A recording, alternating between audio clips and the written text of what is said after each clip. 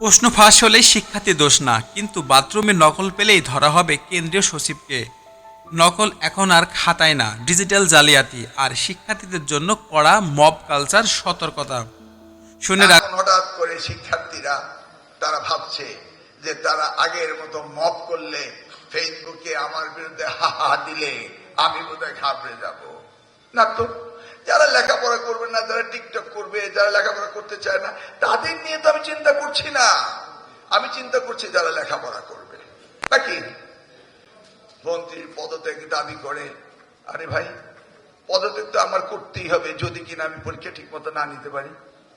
আমারও তো দাবি পদত্যাগ আমাকে অবশ্যই করতে হবে যদি আমি পরীক্ষা ঠিক মতো না নিতে পারি।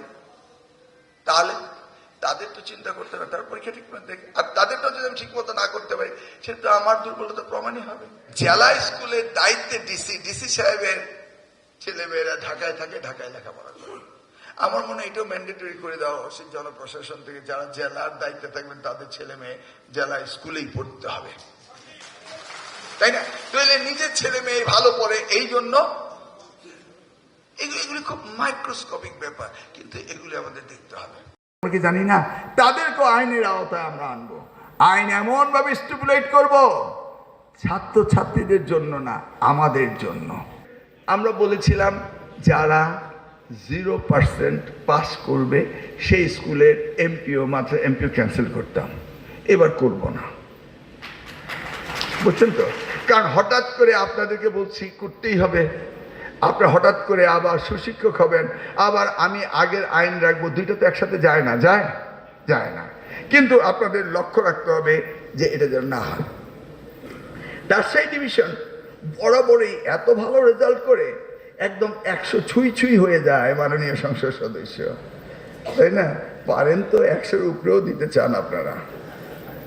যেমন 2021 94%, আবার 2025 77% নেমে আসলো। কেন এত সুন্দর রেজাল্ট নেমে আসে কেন? আবার যদি কম্পেয়ার করে অন্য বোর্ডের সাথে, আপনাদেরকে কেউ ছুতেও পারে না। ভাই কত দিকে প্রতিযোগিতা। দেখো, শিক্ষার্থীর আগে যদি প্রশ্ন ফাঁস হয় তার দায় শিক্ষার্থীর না, এটা স্পষ্টভাবে জানিয়ে দিয়েছে শিক্ষামন্ত্রী। কিন্তু এখানেই শেষ না, বাথরুমে নকল পেলে কাউকে ছাড় দেওয়া হবে না। সরাসরি বলা হয়েছে কেন্দ্র সচিবকেও ধরা হবে। আর সবচেয়ে ভয়ঙ্কর পরিবর্তন, নকলের ধরন পুরো বদলে গেছে। আগের খাতায় কাগজে এখন মোবাইল, ইন্টারনেট, গোপন গ্রুপ। ডিজিটাল জালিয়াতি এখন বাস্তবতা। এবার ভাবো, একজন শিক্ষার্থী রাত জেগে পরিশ্রম করছে আর অন্যজন শিক্ষার্থী শর্টকাট নম্বর তোলার জন্য চেষ্টা করছে। এই সিস্টেম চলতে থাকলে মেধাশূন্য মেধার মূল্যায়ন কোথায় যায় তোমরা এখনই বুঝে গেছো। এখানে অনেকটা বড় বার্তা, শিক্ষার্থীদের মব কালচার নিয়েও বড় সতর্কতা এসেছে।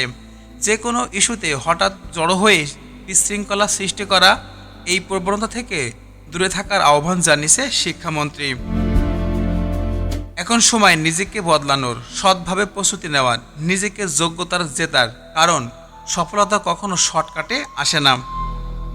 তুমি কি মনে করো প্রশ্ন ফাঁস, ডিজিটাল নকল আর মব কালচার বন্ধ করা সম্ভব? কমেন্টে জানাও। এমন আরও আপডেট পেতে সাবস্ক্রাইব করো। এসএস এক্সপ্রেস মিডিয়ার সাথেই থাকো। Thanks for watching.